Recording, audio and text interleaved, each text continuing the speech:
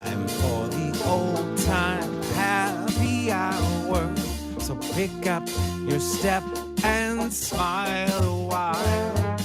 Woohoo! The football season's over. It's time to talk baseball. Are you ready, intern Noe? Baseball, baseball, baseball, baseball. Where do you want to start? You want to start with the Frisco Rough Riders? Do you want to jump right to the Rangers? You tell me.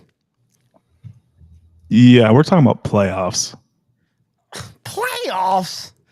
What are we going to talk about? Yes, I'm not tired of that bit 15 years later. I am tired that they don't even make the playoffs anymore. Nobody in Dallas makes the playoffs anymore but the Dallas Stars, and look where they're at right now. It's a full free fall. We're hanging on by a rope here, folks, at the studio. Actually, no, we're having a great time. How are you doing, intern Noe the Pro? I'm doing pretty good, man. How are you? Doing great. I'm actually excited for the playoffs. We'll talk, of course, about it. We've been talking about it for the last month or so about what feels like. This feels like we're either going to get a team like Buffalo or the Niners finally sealing their deal in this era, or we're going to get, and I'm just going to use them for references because I know them, the 2010 Mavs, the 2023 Rangers, one of those one-off. How the hell did that team get to the Super Bowl and win it? Yeah, especially with the 2010, 2011 Mavs. That was insane, the gauntlet they had to go through. But yeah, this is, for me, when I think of the NFL playoffs this season, I think of the prime opportunity for someone like the Bills, someone like the Rams to break through and get to the Super Bowl, because the league has been turned upside down this season. This has been probably the most bonkers season I've ever seen in my lifetime. I can't think of anything before I started watching that would be as crazy as this season, even the strike shortened seasons. How about you? What do you think of this season? I think this is the season the NFL always thought the salary cap would provide year after year after year. Like every year, it'd be just a jumble bag of teams that made it. And we've had that below the top teams. But unfortunately, or fortunately, however you want to look at it, depending on your fan base, the Patriots had a generational, legendary run. Pittsburgh, Green Bay, San Francisco, even though San Francisco in this era has had some really low dark days. Like, I mean, people forget about that. People forget after Harbaugh left, before Shanahan, that there was just it was terrible. But I feel like this is what they thought the salary cap was always going to be. Yeah, yeah, because there has to be parity, but I don't think they thought it would be.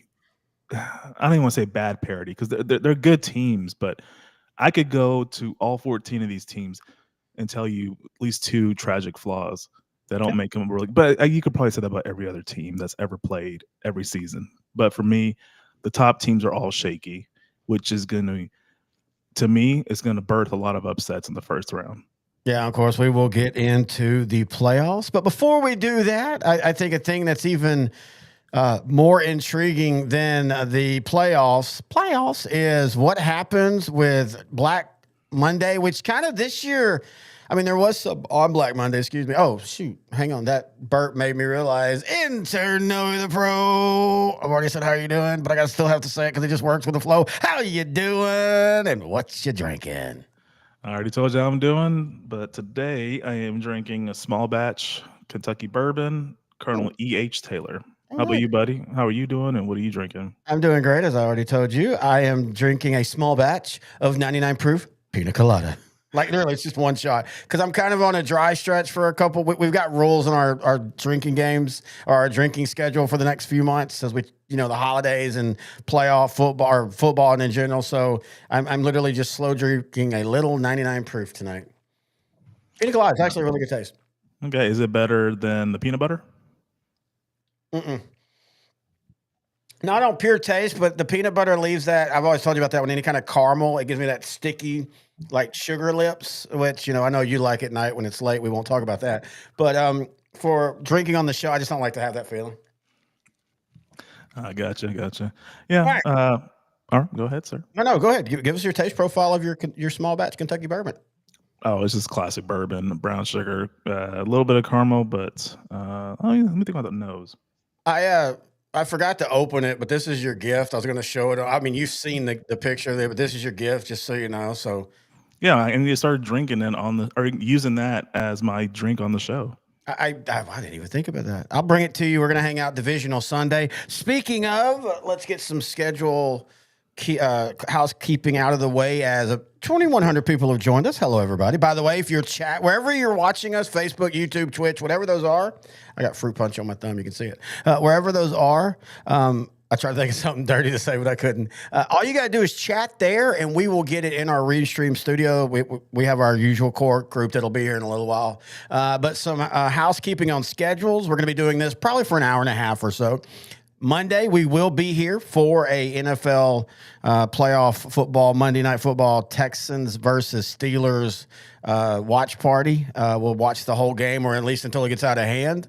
And then we're going to be for sure back for the Super Bowl watch party. That's now be our, third annual Super Bowl watch party. We might do something in between, but all right. Now we got out of the way. Before we get into the playoffs, let's talk about coaching changes. All right. So, of course, we had the in-season firings of the Bryan brothers, Brian Callahan and Brian Datball.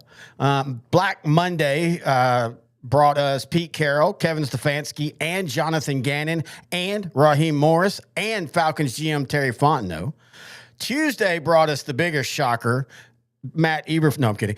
Ravens head coach John Harbaugh. Of course, Matt Eberflus, defensive coordinator, was let go. I am surprised by what Washington did on both of theirs. Sorry, I forgot to take out the amp. It codes wrong when I paste it. But Washington got rid of both of their offensive coordinators, Cliff Kingsbury and Joe Witt. John Morton's Lions offensive coordinator is gone. And then today, Mike Daniel, I thought, was surprisingly fired. Apparently, he had been consulting in their next GM. Maybe that was the problem. Maybe that was kind of a test to see what he would do. And then the Buccaneers basically told Todd Bowles he had to clean house. So he gets rid of offensive coordinator Josh Grizzard and special teams Thomas McGahee. Fairly, though, because both of those sides of the ball probably was what cost the Bucs their playoff spot. And then Tom Moore retired, I think, for the third time. Great passing game mind. He worked with Peyton Manning forever in Indianapolis, retired, came back, retired. So which of these surprised you the most? Well, based off of what happened after the fact, the Dolphins. Because if Mike McDaniel had a good finish, he would stay. It seemed like he was staying. He was being helped, or he was being asked to help with the GM search. I'm like, okay, he'll be there next season. He has one more year left. So yeah, I mean, to me, he was probably the biggest shocker after the fact. But in general, I would say Kevin Stefanski. He's a 2-time NFL Coach of the Year. They should have fired the GM. It's not Kevin Stefanski's fault that they're garbage. Is it? I mean, okay. You and I have had this discussion before on this topic. If Kevin Stefanski was known as the defensive coordinator, defensive whiz, and the quarterback was the issue, I forgive that. But, I mean, he had to have say on the quarterbacks. He had to have say on Baker Mayfield. He had to have say on bringing in Deshaun Watson. I don't think that this guy is a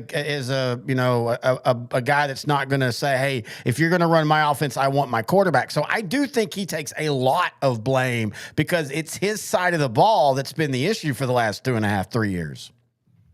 That is a fair point. And I really thought this year they would go more run heavy, which they kind of did later on when Kinshawn Judkins got healthy. But his style, his offensive philosophy is more run heavy. That's why I think, spoiler alert, I think the next Falcons head coach will probably be him. I think he'd be a great fit with Bijan in that offense.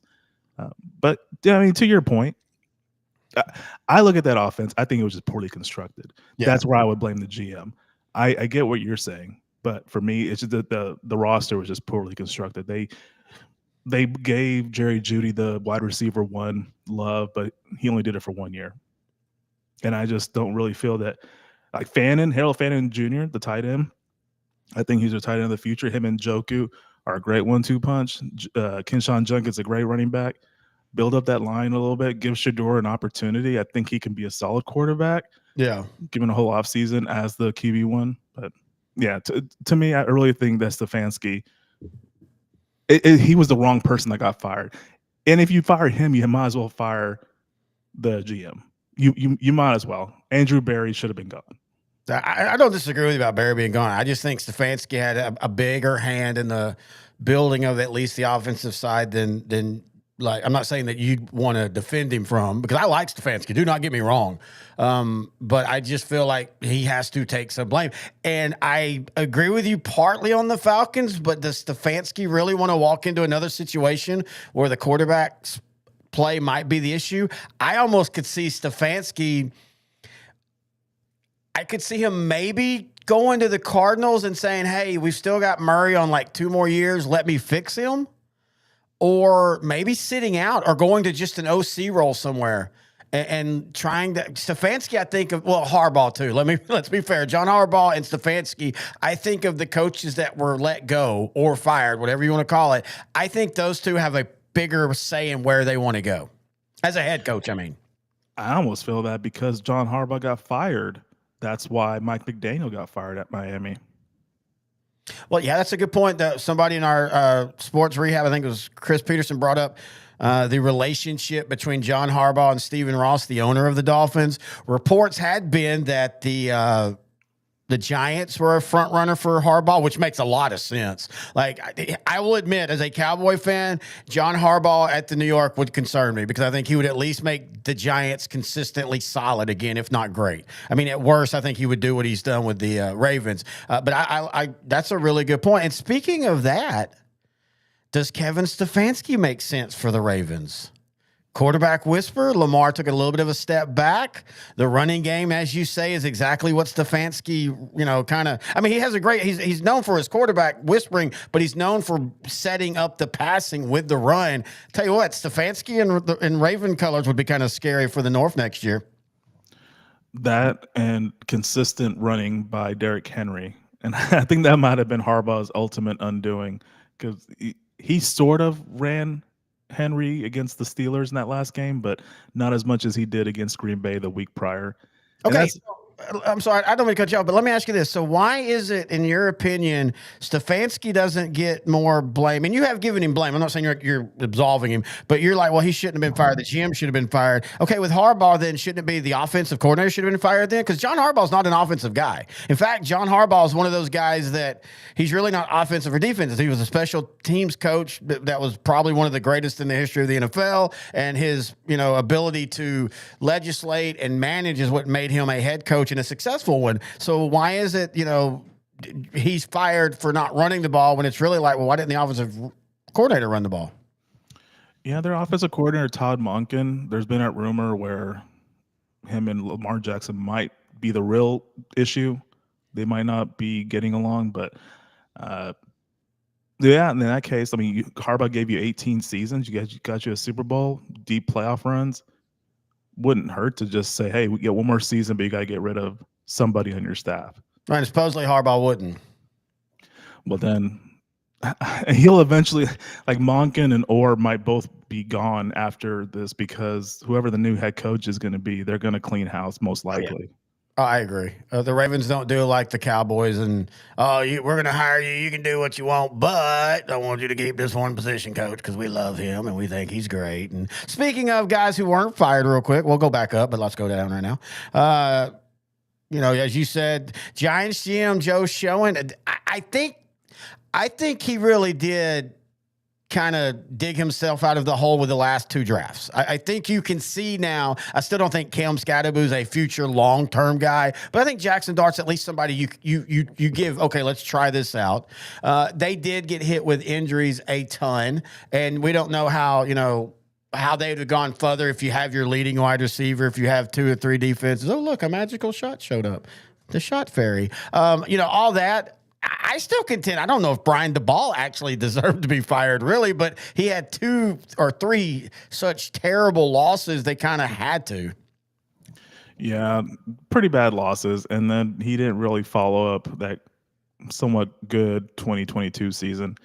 Man, with Joe Schoen, man, it was a good draft. I have to give it to the Giants. 2025 was a good draft. They got Cam Scadaboo, they got Jackson Dart, they got Abdul Carter, who did come on later in the season. So I'm looking for him to have a big sophomore season.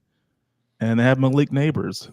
But, Scadaboo and Neighbors got hurt. they're out for the year, and then Jackson Dart was in and out of the lineup. So I'd like to see whoever the new head coach is. I want to see what they do with a full season with this team and that excellent pass rush. Like the Giants defense, if they have an offense that can support them, that could be pretty lethal. So this offseason will be pretty important. This is a make or break for Shane for sure. And I think it actually might not be the worst job to get. Because there's, I think, go ahead. 6-7 positions or six or seven head coaching vacancies. And I think 8 now. This might be one of the better ones if you really think about some of the young talent they have and that defense. Yeah, I mean, in a division that, Dallas and Washington, let's be fair, both of those teams we could see winning 11 games next year or losing in 11 games. I don't think, unless injuries happen, that happens to either one of them. Because again, this is why I was a little bit surprised, even though I was the one that said last year, don't trust the Dan Quinn year. We've seen this 1,000 times where a team with a really solid older roster. I think that's the thing people didn't realize about Washington last year is this wasn't a young roster. Yes, Jaden Daniels is young, and they got a couple of key spots that are young, but the team in overall was like in the top 4 in age. And so you had a lot of people have career years. And you and I have seen this 1,000 times, these teams that pop up, even though Detroit floated around the playoffs. You go back to the 91 NFC title game. That was a fluke run for Detroit. They caught teams at the right time. They called a Dallas team 1 year early and stuff like that. And I think that's kind of what happened with Washington, but I still was surprised that they got rid of Kingsbury and Joe Witt Jr. Yeah, same here. Because I really don't think Kingsbury was the reason why they did so bad. I don't think Witt was the reason either. Like you said, it was injuries, their age and their injuries. It was going to happen this year, no matter what. Only if, it was going to happen this year unless they remained healthy. Yeah, but that just wasn't going to happen. So, dude, I know who our next defensive coordinator is. Is it going to be Joe Witt Jr.? Interesting. You want to bring that. Jerry talked about it. Of course, Matt Eberflus was fired, put out the pasture. I still think Eberflus is a good defensive coach. Put him on a staff where the personnel fits his scheme. He's going to be perfectly fine. But Joe Witt Jr., you bring back a little bit of that Dan Quinn, but maybe not the crazy Dan Quinn that has 180-pound linebackers. And Dallas, Jerry, again, Eberflus was a call to the past. Eberflus was a very good linebacker coach back in the 2014 to 2016 era before he became a defensive coordinator. And Jerry loves to call back to the past. And Joe Witt Jr. would be that safe callback to the past because he's going to have Dan Quinn aggressiveness and hopefully also a little bit of better schematic builds. And some familiarity with Brian Schottenheimer, the Cowboys head coach. Yep. And I know everybody's talking Brian Flores. If Brian Flores is the coach, I'm perfectly fine with that. I just don't know.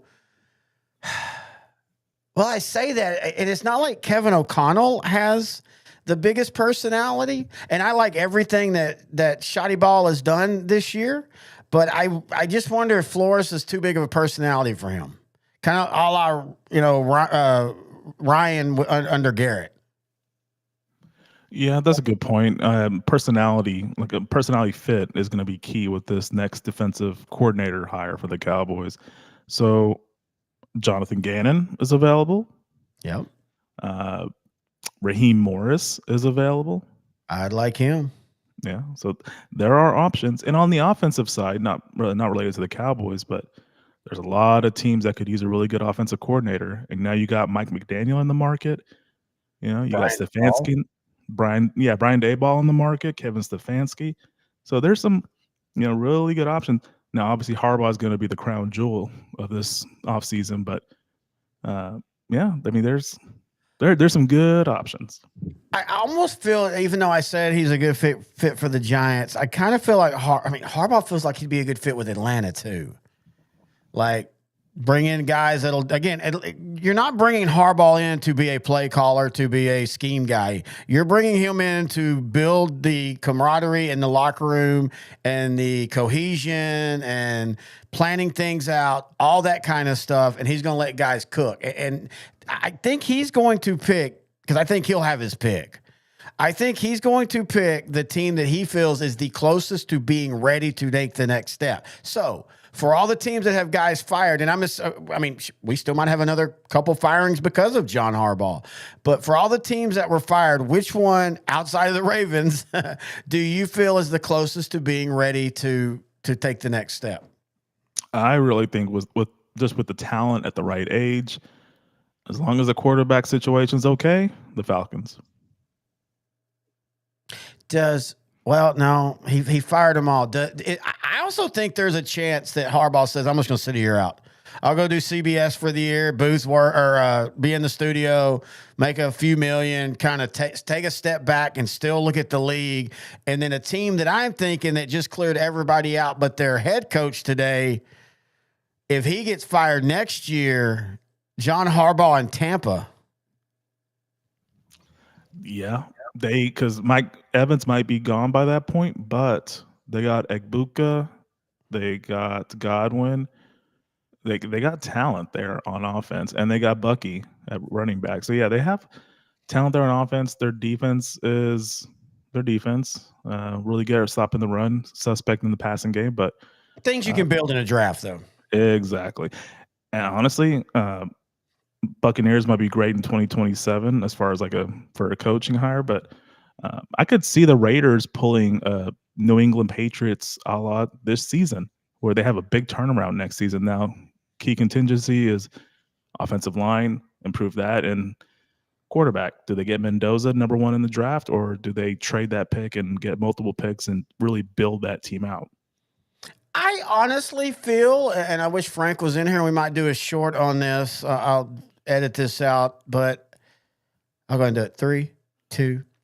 I honestly feel Geno Smith deserves another year because Chip Kelly was the offensive coordinator for him, and we never got to see what him and Janty could do because Chip Kelly has this weird thing about he can be a really, really good coach until his ego gets in the way. And I felt like his ego got in the way. You saw that early on when he was telling Janty, you can't stand this way. You have to stand a certain way and all that. I think Geno Smith should get another year at quarterback. It would be a decent move. Just because, to your point, if he had a different somebody talking to him, then maybe that might unlock one more good year out of him. I mean, you saw what he did with Seattle. He had 3 really good years. And I don't think he just had a fall off. I just think it was just a bad fit. And I don't even think Mendoza would be I don't think Mendoza's the number 1 pick. I think that would be worse than Baker Mayfield, because at least Baker Mayfield, we can all now go and say, hey, Cleveland, y'all probably shouldn't have got rid of Baker Mayfield. I mean, I just don't think I don't look at Mendoza. I don't look at any quarterback coming out of the draft as, okay, that guy's a for sure starter. Yeah, I mean, you make a good point there, but maybe Mendoza has on a team that's undefeated, number 1. They play tomorrow night in the semifinal. He has the size. Unsure about the arm strength, but you kind of think he does. I have to see some combine training possibly just to get a better gauge. But from what I see, the eye test, I know I'm watching college, but the eye test, Mendoza is pretty solid. Yeah, that's what they're saying about J.J. McCarthy. And look where we're at there with the Vikings. Even though he's had some good games against Dallas. I'm confused. I don't understand why bad quarterbacks have good games against us. Oh, wait. Maybe it's us. Coaches that survived, I'm not really, even though I had not advocated, but I had said, look, I didn't think the Aaron Glenn hire was a great hire. I think he's a good, solid coach that I legitimately believe, and I've said this before, I believe that he got built off the Lions' success, of course, and then that the player coaches thing that came out, and he was overwhelmingly a coach that, players across the league said they wanted to play for. Well, yeah, that's what happens when a team is in the spotlight. It's the same thing with the Cowboys and Pro Bowls. Whenever the Cowboys, or even All Pros, whenever the Cowboys have their 12-5 year, they're going to get more All Pros because they're on national TV so much. Whenever the Cowboys have a year like this year where they finish under 500, they still had multiple Pro Bowls and multiple All-Pros because they're on national TV so much. So all these players see the Lions having fun. They're like, oh, yeah, I want to play for Aaron Glenn. And I think a lot of people think he's more technically and schematically sound than he is. I'm not surprised he got kept on, though. I think the Jets are trying to desperately find some consistency. Yeah, I find some that you hit the nail on the head. It is consistency. They need something, man. They need an identity because right now they have Garrett Wilson and Brees Hall, and I'm not really sure what else they want to keep. And they keep trying to trade Brees Hall for some weird reason. And it might happen in this offseason. Who knows? Man, it's just funny. Dude, trade a third for Brees Hall. What do you do with Javonte Williams? Let him walk? Keep them both. Ooh, 2,000-yard running backs? Okay. I mean, you and I have talked about this many times. Look at what the Detroit Lions have done with their 2 running backs. No, we didn't make the playoffs. The running game wasn't the issue. Look at what Chicago has done. Oh, wait, the same offensive coordinator was at both teams. But look at what they've done with their 2 running backs. And I think Dallas initially wanted to do that. Jaden Blue, for whatever reason, off the field, I don't think it was like criminal issues. I think Jaden Blue is just an immature guy has had to learn how to play as an NFL pro. And then what's his name from Clemson? Phil Mustafa, he was out all year. I legitimately think Dallas, with them and Miles Sanders, wanted to truly go with a running back by committee. Sanders gets his knee tore up. He's out for the year. Though he ran well for the most part. I know we all remember the Philadelphia fumble, but he ran well for the most part. Javonte took over, but dude, Javonte Williams and Brees Hall splitting carries. I'm happy with that. Yeah, if they can make it work, I'd be very happy with that for sure. Now that we talked about Glenn, I want to circle back to your comment about Jerry Jones. Yes, sir. I love that he complained about McCarthy having a really good game against the Cowboys when he didn't really have good games against any other team. So Jerry Jones is capable of finding the one thing that's consistent in a long series of misery. And how come he can't just equate that to the Cowboys of the last 30 years? Oh, he has. That's the thing. People get frustrated with him as a general manager, as do I. But he has always been very cognizant of he's the reason why they haven't made it. Him and his son just, and I get it, dude. If we had that control, we'd be the same way. He just literally says, no, we'll be the ones that fix it. No. I would step aside and let a pro do it. I don't know about you, buddy. I would not let the team I love have another year of misery. I would step aside and have a Howie Roseman equivalent run the team. Oh, no. Well, first off, I would never last. I mean, you give me 30 years, I'm winning a Super Bowl in 28 of them, and the only other 2 years is mine because I was like, I'll give the NFL a chance. So, see, and that's fine. That's fine. I like that. See, but Jones, for some reason, doesn't want to fire himself, but he can fire the defensive coordinator in one season. That's the problem I have. Like, it's just, I know he's not going to fire himself, but like, you hear him say stuff like that. I'm like, you looking in the mirror, buddy? Well, it's the thing you and I have talked about, chicken or egg. Do you blame you blame Jerry for the hire, but you also blame the coach for not. As much as I agree that it was the hire didn't fit. And again, this is why Jerry's got to I don't mind Jerry doing drafts because he really doesn't as much as people think he does. I mean, he has a part, but we all know Will McClay runs everything. My issue with him is the hiring a defensive coordinator for your head coach, the hiring of an offensive coordinator for your head coach. Just for once, just do that. Just give me one coaching hire when you bring in a head coach and you tell him you hire your staff. I'll sit back. I'll do all the player management. Well, I want to be a part of the game plan, but just hire your guys and we'll go from there. That's the first step I would ask for. I would love that too. I would love for him to give Schottenheimer some of the authority in the coaching hires, especially on the defensive side. Give him a chance. If you want to make him the head coach, what's the famous quote by Bill Parcells? Crown him. Well, something about like if you're making the dinner, at least if you're making the dinner, I want the ability to buy the groceries. Yeah, so give Schottenheimer the chance to do the groceries. Like just get the groceries, get a defensive coordinator, let the coordinator build out their assistant staff, and let's just see what happens. But for some reason, Jerry Jones just wants to micromanage it. Well, you just said the reason though. Bill Parcells. He gave Bill Parcells full control. Whenever he hired him, now of course he hired him for nefarious reasons. He really needed a new stadium built, and he knew he couldn't be 5-11, 5-11, 5-11. But still, he gave Bill Parcells full control. And what did it get Dallas? Did Dallas get past the second round? Did Dallas get an NFC title game? I mean, he literally said that when Bill Parcells stepped down, or not right away, but down the road, he said, that's when I said, okay, if I bring someone in to do everything and they don't get me further, then I would just rather do it myself. So I don't blame him like it's your fault. But I mean, that hiring and it not working out better than it did, even though it did set Dallas up for at least being a consistent team, that's the reason why Jerry Jones won't do it again. That is the dumbest thing I've ever heard. Okay, I've heard dumber, but I'm just gonna say that. Yeah, I 100% get it. That's 20 seasons ago, man. You gotta adapt to the times. Well, and he'll again, and this is I agree. This is where that whole discussion about where the blame for Jerry fits in all this. It's so hard to quantify, even though it should be easy, because again, we look at teams like 2007. That team was a number one seed. That roster obviously was good enough to be a number one seed. 2014, even though they weren't a number one seed, but that team was good enough to make the Super Bowl.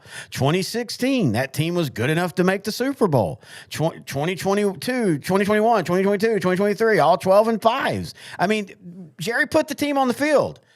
You know, he did his part. He drafted well. He built a roster that was good enough to be, highly seeded in the playoffs, and yet they can't get past the second round. I don't put those years on him. I put the other years on him. The inconsistency of, okay, even though we did have 3 straight playoff years, but that was the first time since the friggin' 90s that we had done that.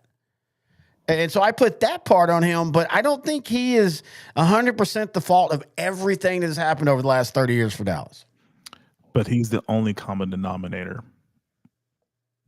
And that's where you start. He applied that same logic to the defensive performance this season. I'm sorry. It's the same argument.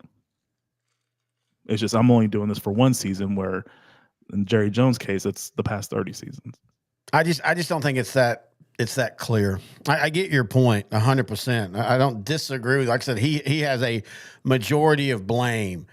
But when you put a team on the field that's the number one seed multiple times and they flame out the first game, that's not on the GM. That's on the guys on the field and the coaches on the field. I have never heard, other than, with the Cowboys, it's showy. It's different because everybody knows you. I've never heard like anyone come out and say, in 2007 during the championship week, Jerry Jones walked into the locker room and said, "Boys, don't play hard. I hope y'all lose. Good luck. Bye." I mean, I think it's just too complex. Anyway.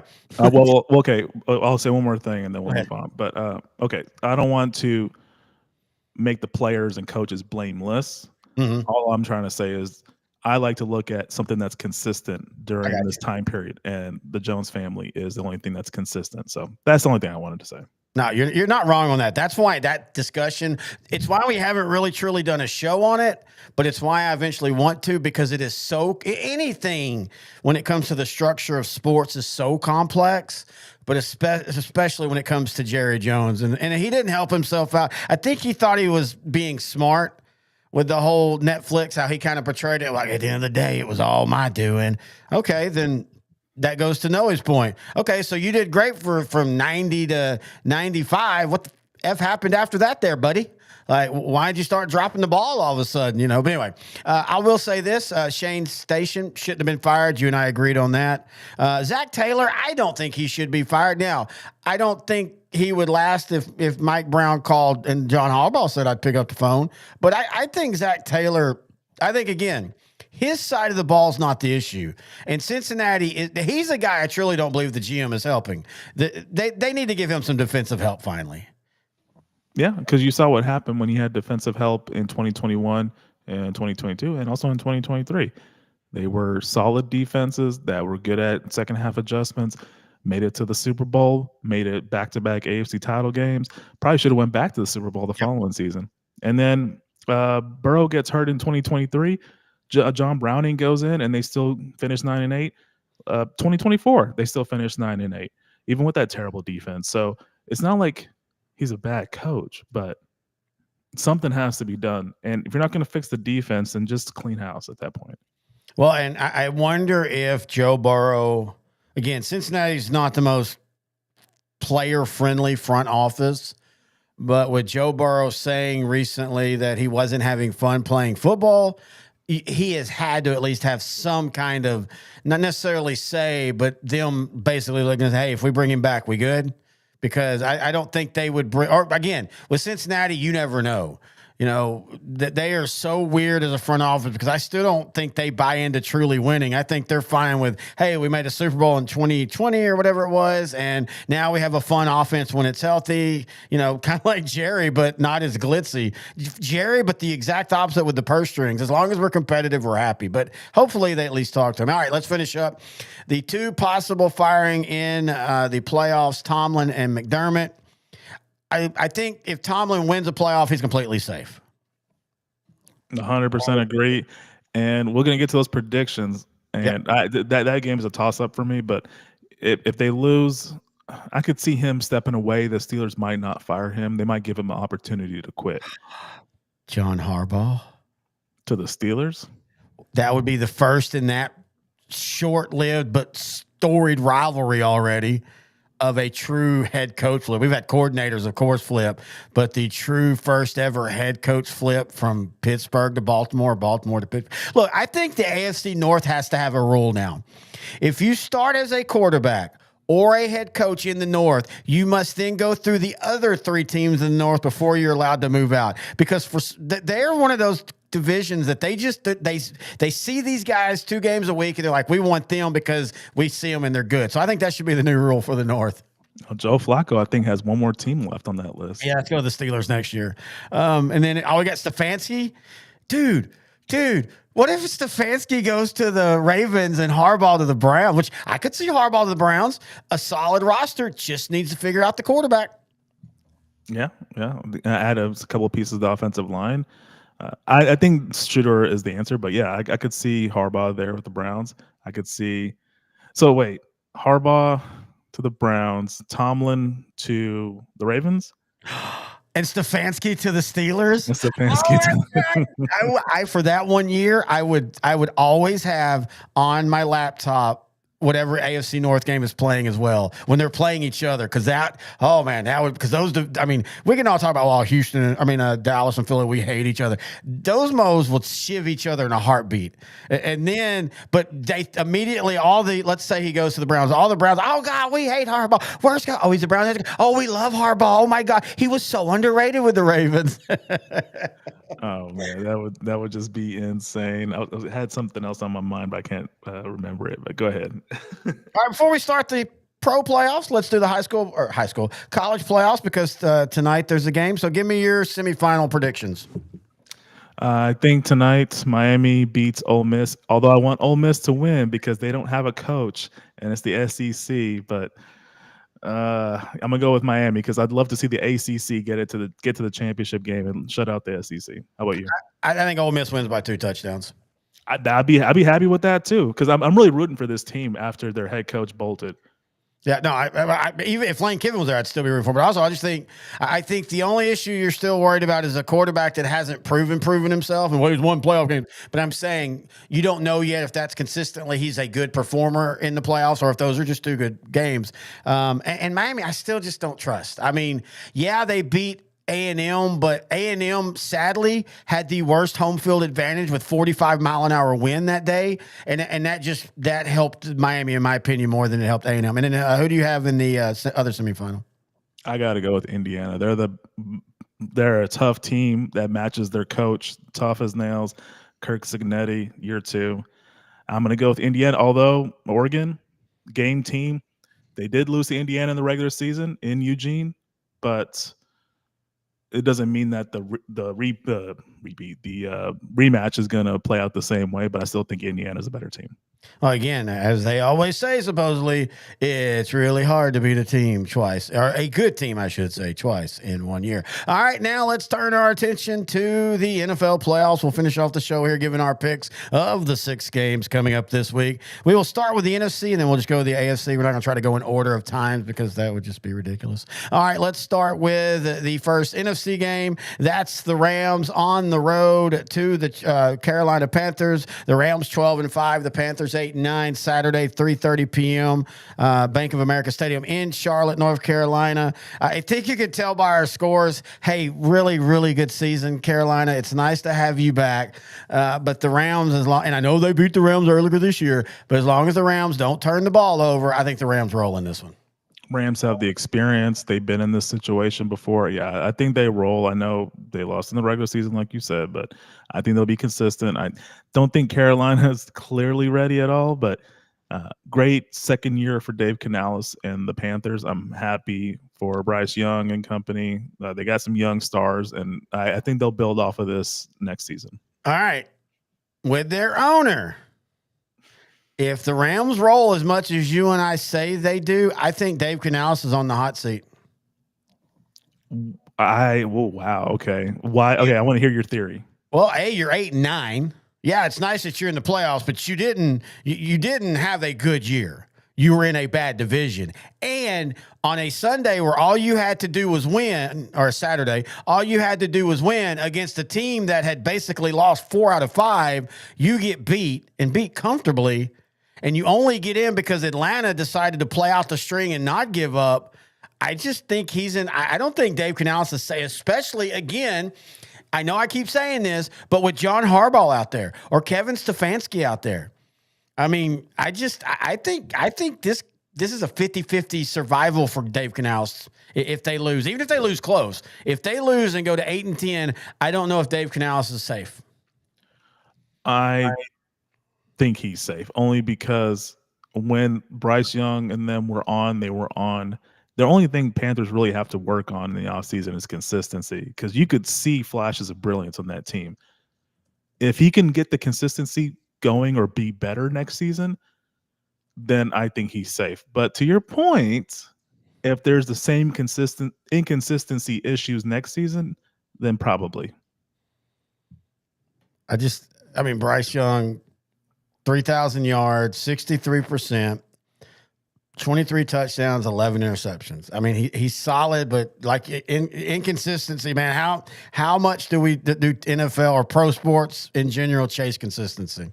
We hear that all the time. But yeah, either way, we both think the Rams win and move on. All right, let's go to, I think this is let me see. Okay, we'll go to this one. Saturday, the Packers 9-7-1 versus the Bears 11-6. This has been the big circle upset. The Packers own the Bears, blah, blah, blah.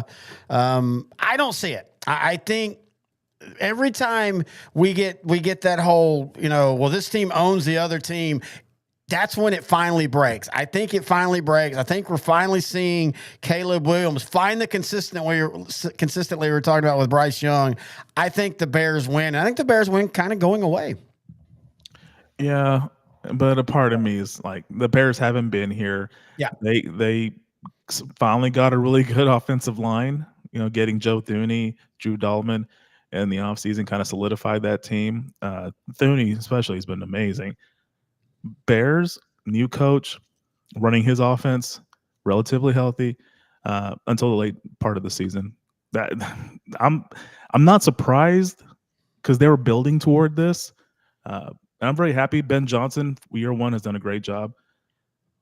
On the other side, Packers, they lose Micah Parsons, devastating. But they got Trayvon Diggs.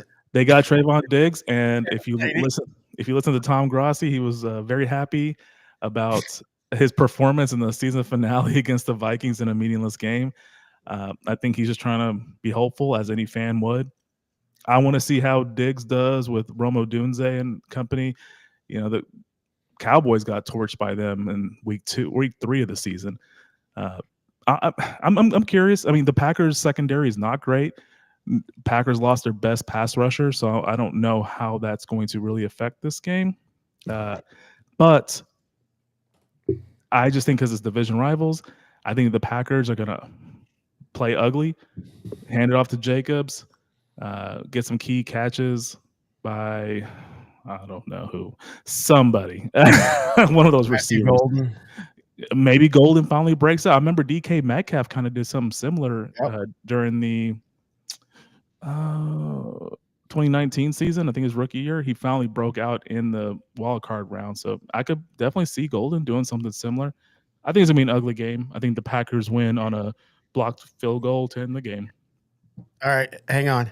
Talking about Trayvon Diggs against the Bears earlier this year. Well, now, Noe, to be fair, they started that game off playing more man-to-man, and Diggs had a couple plays. He had a dropped interception. Then he hurt his knee, and then the Bears started gutting the Cowboys passing game. So I will give Diggs credit on that, but in saying that, I think he's a non sequitur in this game. I just think the defensive Packers are bad now. They were always teetering. I mean, Parsons literally was the reason that their secondary wasn't completely trash before they got hurt. And that's been the weakness of the Packers all year. If they get a pass rush, yes, they can give the Bears problems, but if they can't, well, then they're going to end up losing. And I think they lose. All right. Let's move on now to a classic playoff game. The San Francisco 49ers 12-5 versus the Philadelphia Eagles 11-6. Sunday, 3:30 at Lincoln Financial Field, a repeat of the NFC title game a couple years ago when San Francisco basically had to have guys from the stands come out and play football. In fact, I think Shane Falco took a couple snaps for him. I'm wearing that shirt next time y'all see that. Different team this year. I'm actually shocked by your pick. I think San Francisco wins this game and wins this game going away. I think the reason why I'm picking the Eagles is, how much I hate to do that. Is this reverse curse? No, actually objective. I have been talking to you throughout the whole or most of the season about how the 49ers, and I think this is the reason why Kyle Shanahan should be the coach of the year. Mm-hmm. He was able to get this team to 12 wins when his only real legitimate receiving threat for the entire season was Christian McCaffrey. Yep. The running back. Nope. And this is a year he was healthy while Kittle was hurt, Pearsall was hurt, Juwan Jennings was in and out. They really didn't have many weapons throughout the whole season. And Purdy was out, and they had to have the backup Mac Jones play quarterback. Having said all that, they were able to get to 12 wins. Seattle provided the actual blueprint to stop the 49ers this season, and they geared up on McCaffrey. Once they did that and they got to Purdy, that was all she wrote. It was a 13-3 game won by the Seahawks to get the number 1 seed, but that game could have been 30-3 probably. It was a blowout.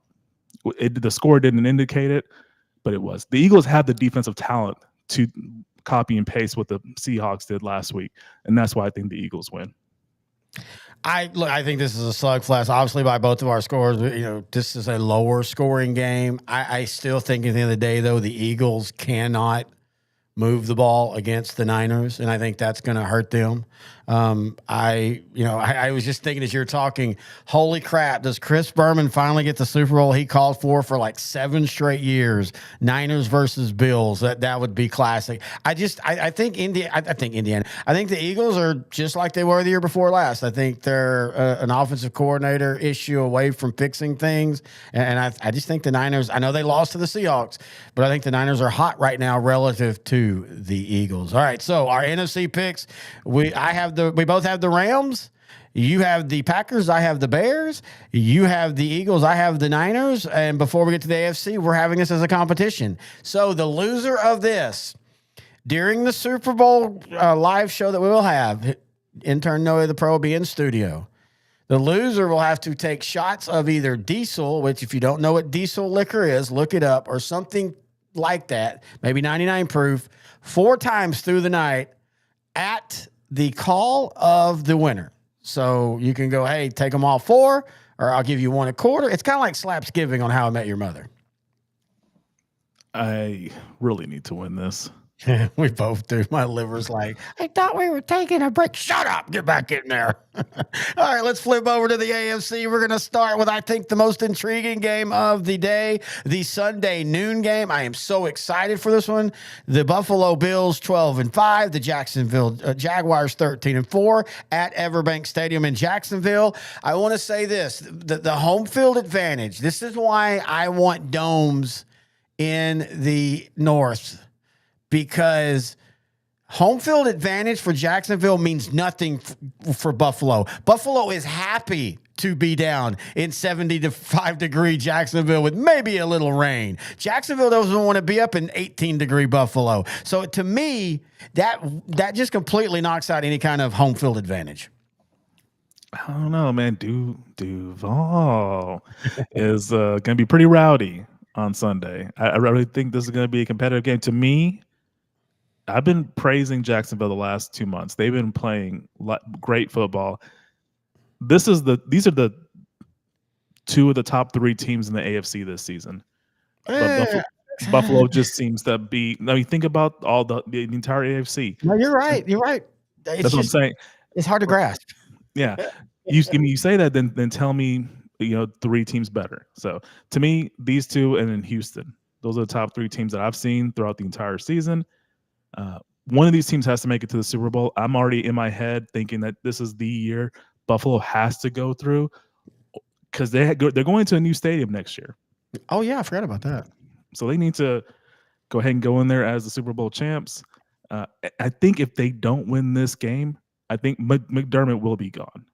Well, I will do a shot if he's not. With how the AFC has broken down,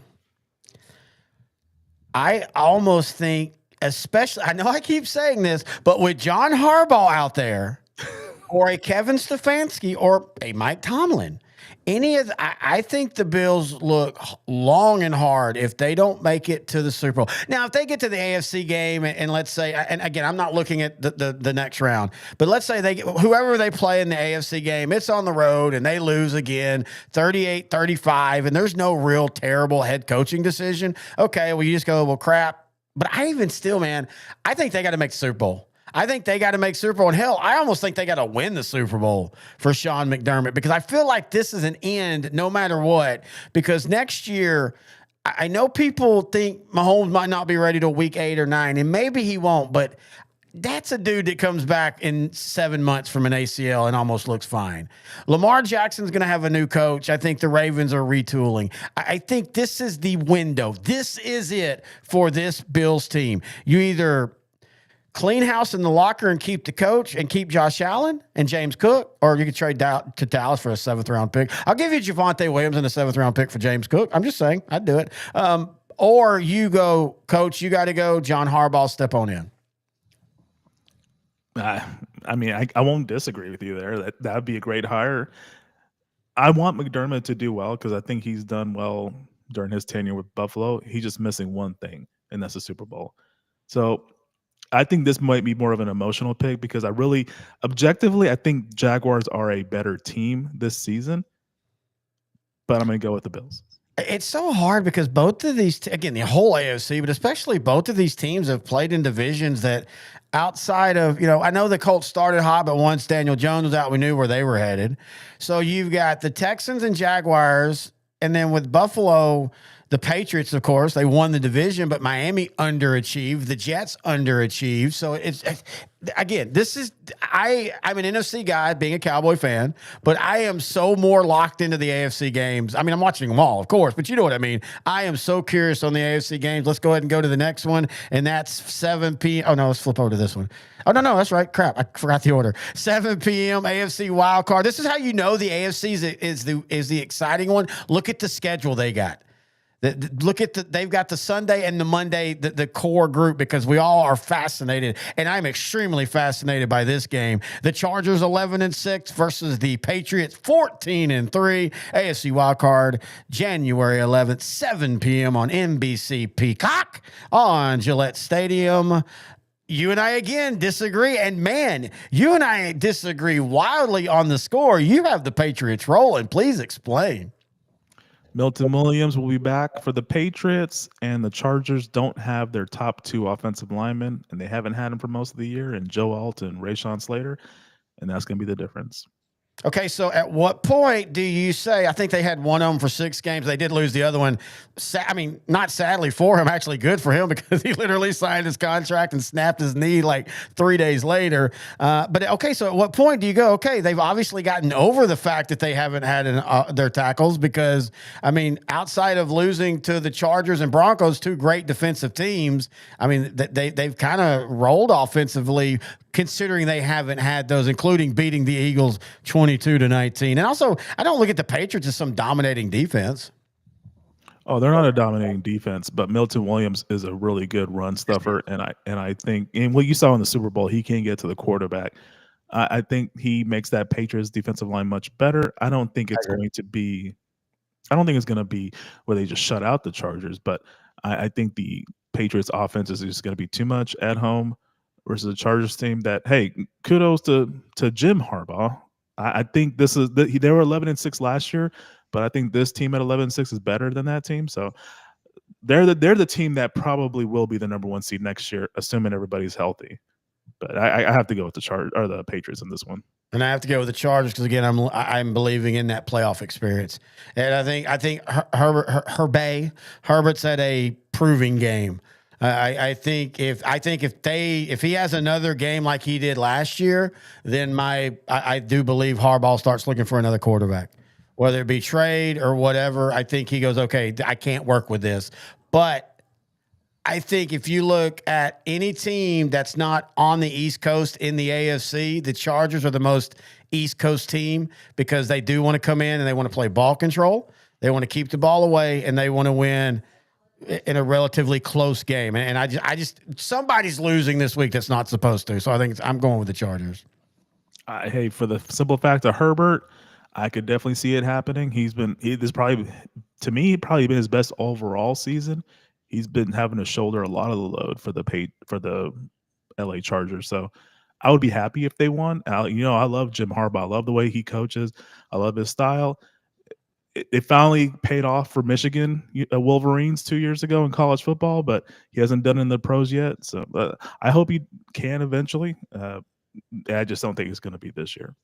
And by the way, they apparently brought in Mike Williams to work out today to see about signing him to the practice squad and onto the playoff roster. I like that the NFL, that's the one thing I hate the way baseball, you have to set your roster for each round. I like how the NFL, it's still fluid. I wish baseball would do that. All right, let's go to our last game of the week, and one that I think is the most interesting just as far as it shouldn't be close, but again, playoff history tells us it will be. Another AFC wildcard round Monday, January 12th, the 7 p.m. Monday Night Football game, ESPN versus ESPN and ABC.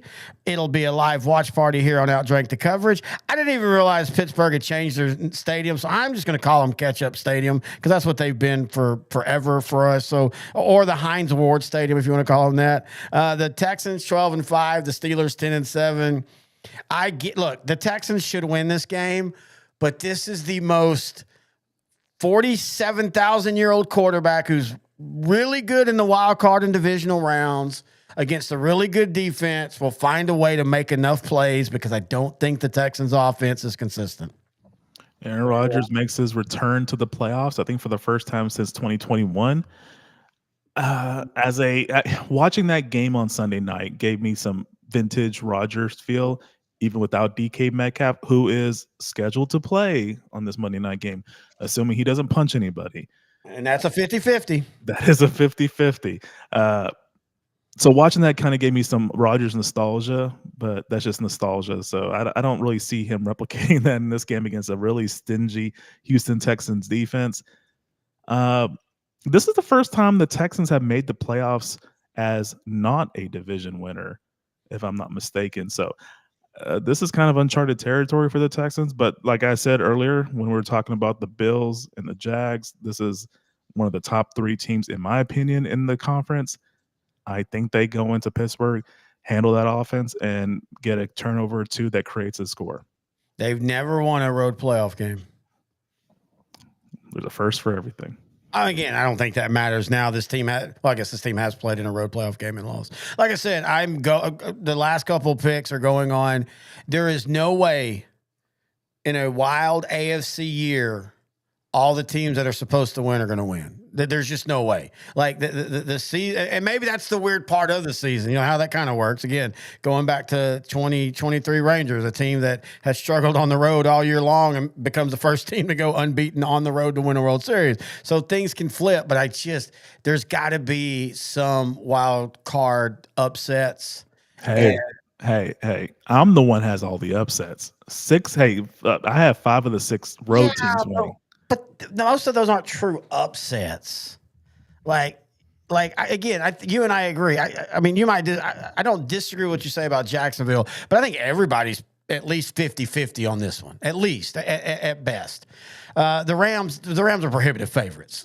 This would be the biggest upset is if a division winner beat a wild card team. I mean, this reminds me of Dallas and Tampa in 2021 or 2022. Even though it looked, and the only thing that anybody was giving Tampa any credit for them was because they had Tom Brady. I think Packers are the favorite, wouldn't you think? I mean, record and seed wise, no, but history wise, yes. I mean, every comedy YouTube guy, Facebook guy that we watch that does football all made the same joke. Like when they were drawing out the seeds and everybody's like, wait a minute. All the Packer fans are like, well, yeah. And what's her name? That's great. Annie Agar. She was saying it as a Packer fan. She's absolutely ecstatic. This is the best playoff matchup they could get. I agree with that. I just think the Bears are going to win. And then let's see. I guess the Patriots are the favorite. We already talked about that. And again, I guess the Texans are the favorite. So you did pick the roads, but I don't know if they're all I wouldn't know if they're favorites or not, or underdogs or not. Yeah, probably not. Let's see what else. Oh, basketball. Trae Young got traded.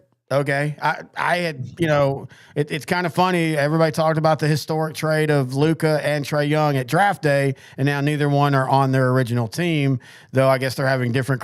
Did Trae Young just never develop past that one Eastern Conference Championship Series run they made a few years ago? Well, the team never got good enough after that, but he was still great. So maybe more just like a score. That kind of is the issue with him. Is he's kind of hard to build a team around. That's allegedly a thing. I think that's why they traded him to the Wizards, most likely. He said he wanted to go to the Wizards. I don't know why. That team's not that great, unless he might be the missing piece on that team. I think a team needs to construct around him, and I always bring this up when I talk about basketball. Either 2010, 2011 Dirk with the Mavericks, or I think it's 2017, 2018 with the Rockets, because James Harden, he's a tough superstar to build around. But the Rockets, that one season they did, the only problem was Chris Paul got hurt in Game 7. But if he did not get hurt, I think the Rockets would have won the championship that season. I always forget that he was born in Lubbock, Texas. Did not know that. Yeah, his mom played at Texas Tech, Candace Young. Oh, no, maybe it was Rayford Young. Sorry, yeah, it was Rayford Young. And then they moved to Norman at some point, and then he, of course, went to Oklahoma. I'm sorry, he was raised in Pampa, and then he moved to Norman. So, yeah, he's a pure Texas-born dude. I fell off of basketball a few years ago, and I was wondering, you're more in tune with it. So, anyway, anything else you want to talk about? Got about 10 minutes if you have anything else to say. I think we covered everything. Let me look. Oh, we had a chat finally. Yeah, hey Corey, how's it going, buddy? Hey Corey, you're just missing this show as we're wrapping it up, but you can watch it on the recap. I have one more thing. What? Kyle Pitts, the greatest stat of all time. Yes. So Kyle Pitts. I got to pull the stats up so we can talk about this. Kyle Pitts. I genuinely like him as a tight end. I think, again, he might be the guy that for 7 years, we say if they'll just unleash him. We thought, what's his name? Pirates, huh? Steelers offensive coordinator. Arthur J. Smith would finally unleash him. He didn't. But first off, Kyle Pitts has turned out to be a damn good, solid, just a consistent tight end. This past year, 88 receptions, 928 yards, but more importantly, 5 touchdowns. And intern Noe, the pro, who does know his numbers. In fact, let's do it Noe's numbers short in 3, 2, 1. What's the great thing about Kyle Pitts this year? It's the number 5. He is in year 5 of the NFL, and he scored his 5th touchdown. That's consistent with every year he's been in the league. If you go to year 3 of his career, he scored 3 touchdowns. If you go to year 2, 2 touchdowns. Rookie year, 1 touchdown. Year 4, 4 touchdowns. One of the greatest stats of all time. So are you telling me that Kyle Pitts in his career from year 1 to year 5 has had 1 touchdown, 2 touchdowns, 3 touchdowns, 4 touchdowns, and 5 touchdowns? Yes, sir. Holy crap. If he can last 15 years, he's going to break some records. All right. I think that's going to. Well, that went low. I think we are done. Again, we will be back Monday for our Monday Night Football Houston Texans versus Pittsburgh Steelers watch party. If you have any questions, thoughts, or comments, email the show, odtcnetwork@gmail.com. Intern Noe the Pro, enjoy your football tonight. In fact, that's kind of why I'm kind of wanting to cut it. We got about 20 minutes. I want to get out here, get into the living room, get the laptop up. I think this is going to be a fun game tonight. I cannot wait, man. All right, that's going to do it. Until next time, this is I'll Drink the Coverage right here on L4.